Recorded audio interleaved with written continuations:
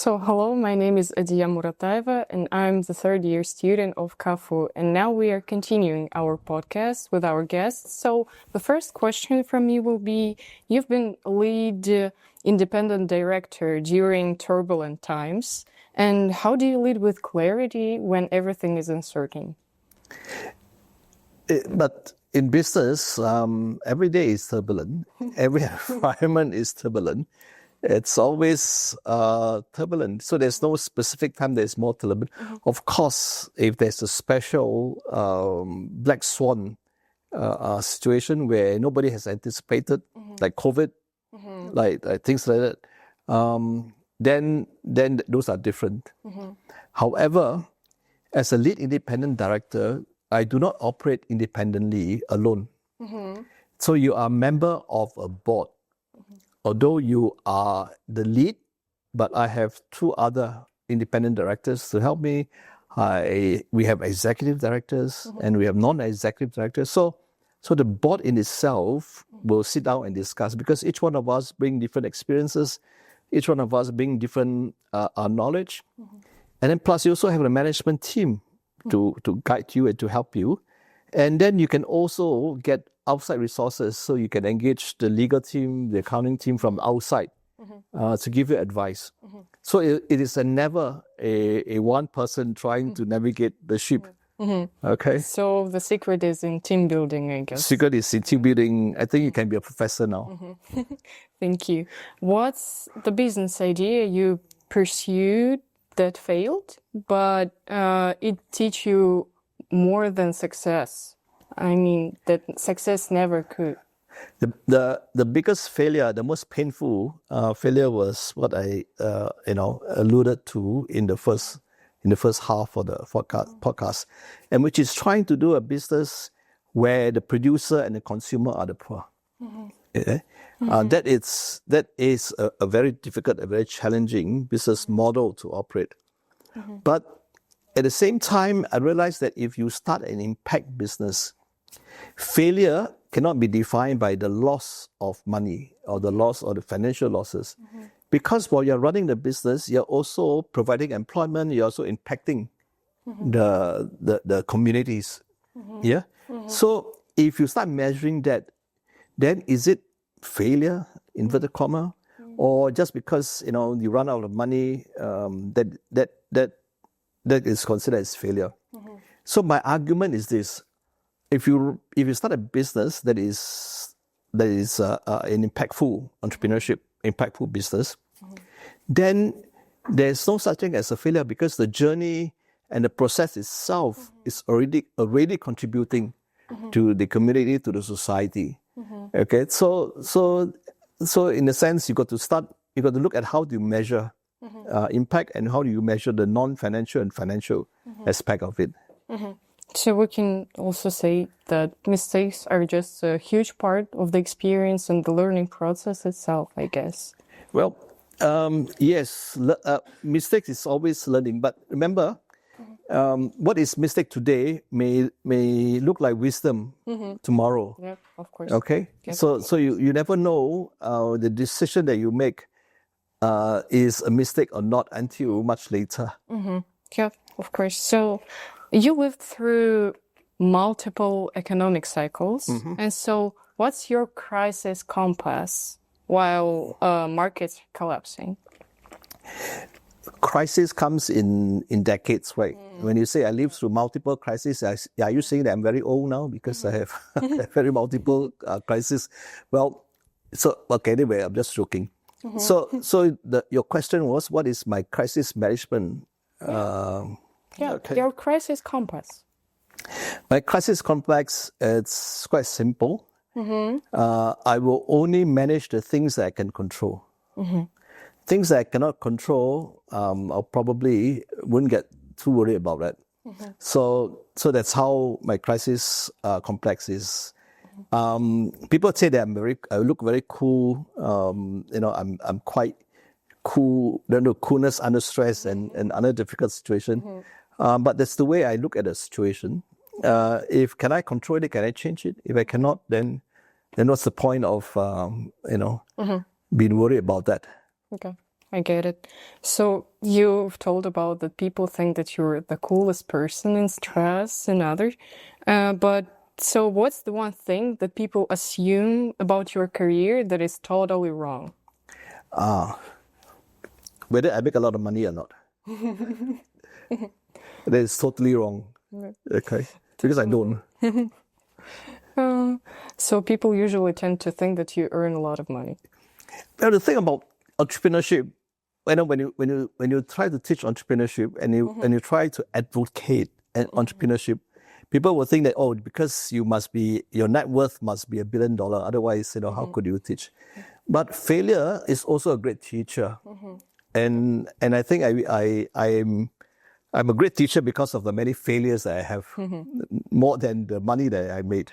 So by that you can teach other people how not to fail. Yeah, yes, maybe yes. I think it's a good opportunity to people to get to know something new from the perspective of a person who did such an experience.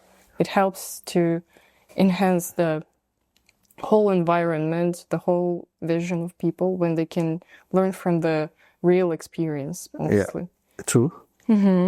So you've also worked with German banks, with the UK property firms, and with Chinese developers. So what's your secret to building trust across different business cultures? I think trust comes from relationship. Trust is not something that you can buy and you can do today. Okay, so that has to come from many years of being true to what you say, and being true to the people around you.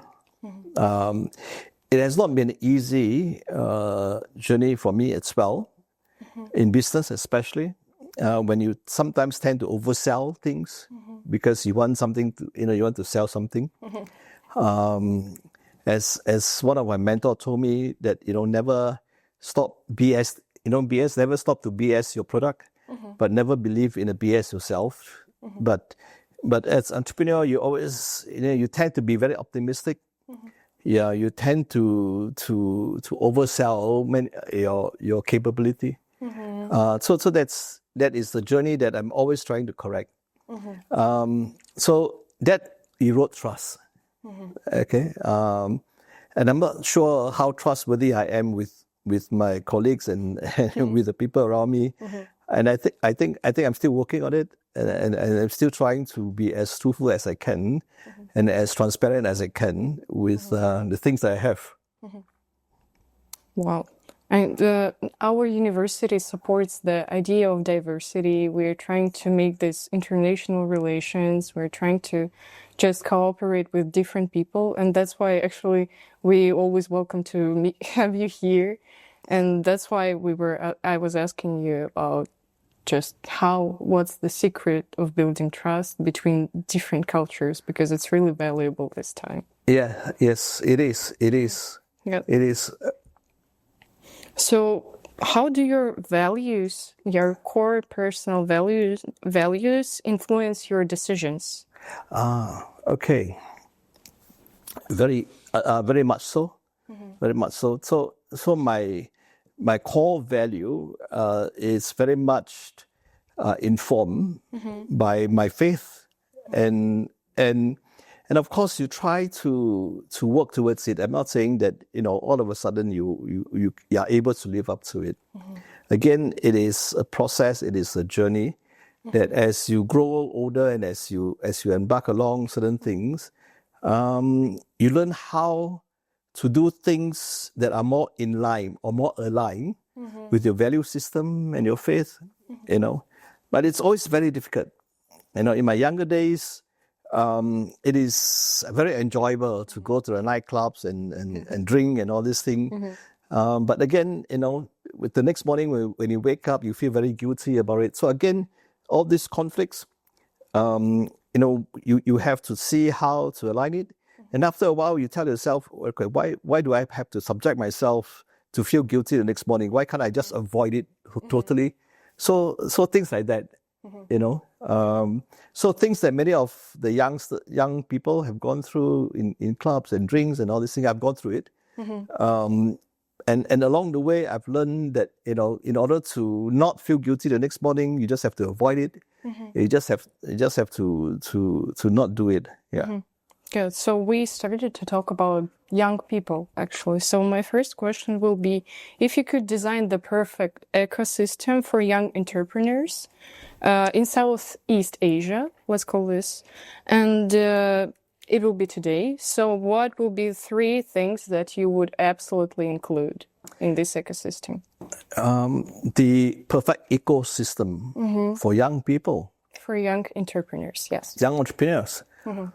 The first thing I would encourage them is to have a servant leadership mentality. I think in Carrefour, you do have a class on servant leadership. Servant leadership is something that is very valuable, when you start for young people to be in entrepreneurship. So that's the first thing. The second thing is to understand the value of money and financing. That's the second thing. The third thing is personal financial planning. It's very critical. So that's probably where I would anchor the training for young entrepreneurs today. So you've mentioned about our servant leadership. Actually, we have these classes every single year, so people are learning constantly. So that's how they build the community here. So what do you think about building a community between these young entrepreneurs for them to help each other? Yes, I think it's very important. Yeah, not only the community within Kazakhstan, but also try to build and link this community with countries in other countries as well, whether it is in Sri Lanka, in Cambodia, in the UK, in Singapore, in China. Yeah. So from the entrepreneur's view, what's the biggest opportunity or maybe a risk as well in cross-border ventures today? Let's talk about the risks. Today, the risk of starting a business entrepreneur compared to the early days, it's so different. When we first started, people like Marco Polo, he's an entrepreneur, he's a businessman. Okay, so those days, when he started business, he has to travel from his country all the way to China, and along the way he can be robbed, he can get killed, and then when he make money, and then he has to bring the money from China back to his country, and along the way, even if it is successful in his business, he can be robbed, he can be killed. Yes? Yes, of course. Today, where is the risk? The risk is this: you can start a business, yeah, and then you lose money. Will you lose your life? No. Will you lose your life? No. Let's talk about the returns. The return is much bigger than Marco Polo because today you have a global platform. You have you're able to scale globally. So what I'm trying to say is this: that the risk compared to the early days of entrepreneur is much lower, but the return is way much bigger, much greater. So I'm encouraging young people nowadays to seriously consider and look into entrepreneurship as a way, using business to see how we can impact communities, using business to see how we can transform communities, using business to see how you can build a flourishing communities. That sounds really motivating, to be honest. So what does the whole idea of success mean to you? Success and failure in business, you have to understand this. Success and failure is not defined only by how much effort you put in. What I'm trying to say, you can call it fate, you can call it karma, you can call it God, you can call it luck. But I feel that 30% of business venture is successful because of luck. Okay, seriously. So you can put in a lot of effort and all this thing, and it does not end up, it does not come out the way you want it. Okay? Now, what does that mean? And where is my lesson, my own lesson for this? My own lesson for this is this. If it fail, don't be too hard on yourself. If it is successful, don't be too proud.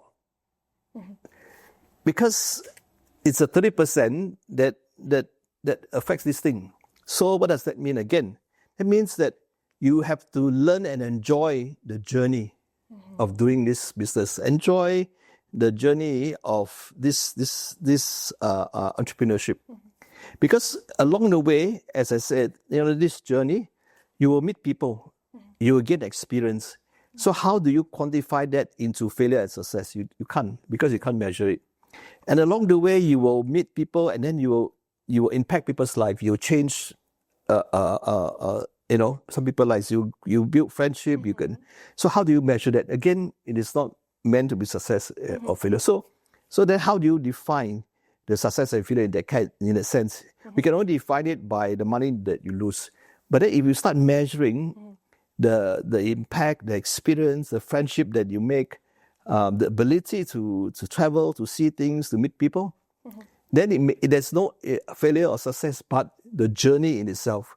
How worthwhile is that journey to reach there, to do that thing? Yes, I'm trying to say? Yeah, I get it. Some people think that there is a quote from Servant Leadership book that we are reading here at the university.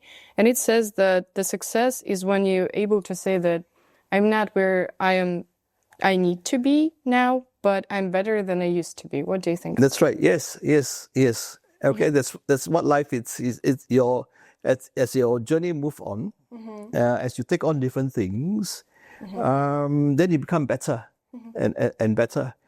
And the more important thing is, at each stage of your life, whether you're 20 years old, whether you're 30 years old, or 40 years old, I would encourage you to always look back and try to connect the dots of your experience. Because by connecting the dots of your experience, that will give you a trajectory to the future. So what about people who are chasing perfection in that? I mean, when they always try to be like perfect, like better than anyone else. Well, people who chase perfection, I don't think you'll ever achieve it. You're setting yourself too high a bar, because we are all imperfect creatures. So just admit that we are all imperfect and we try, to be perfectly imperfect. I don't know. Okay, the next question will be, looking ahead, what emerging trend excites you or worries you the most for the next generation of leaders? Apathy. Not E, but A. And it was the next generation of youngsters. What worries me the most, or not really worry me the most, I mean, what I hope that will not happen is the next generation of young leaders being too self-centered and apathetic about them, but about his surrounding by the need to contribute to society, to understand what they get. Then there's a Chinese proverb that says, 饮水思源. When you drink water, remember the source. So in Kaffu, graduate students and once you graduate, once you receive the education, remember the source who provide you with the benefit. The country, the community provided you with the benefits, the opportunity. So always remember the source when you drink the water. Thanks. So the last question will be, what's the one piece of advice you wish every young entrepreneur would actually listen to? One piece of, okay. If I'm going to leave a last message for the students in Kaffu, and it is this. You're all undergraduate students. You must be the top 10% of Kazakhstan's population. Because you are all degree holder, you are all very smart, you're all very intelligent. Okay. Now, therefore, you have to be the one who has to think about how to contribute back to the country in terms of using business, using impact entrepreneurship to build the economy of the country, and to see how by using business to build the economy, but also impacting and building flourishing community. Okay? Because the question now is, you are the top 10%. And if not you, then who? If not the future leader of Kazakhstan, then who? You're smart, you're intelligent, and you have the resources of Kafue, and you have all the opportunity given to you to be the future leader. So if you are not the one, then who else? Thank you. It sounds really uplifting. So I guess this is the end of our podcast. Thank you for coming here, visiting our country, visiting just our university. It's a big opportunity for us to talk to you. And we are always looking forward to see you here again. Thank you very much. This is my first trip to Kazakhstan and also my first trip to Central Asia. I must say that I'm very impressed with what I've seen. I'm very optimistic about what this country holds. And I like the intensity and the vitality of the students here. I think it will bode very well, Kafue students, for this country. Thank you very much. Thank you.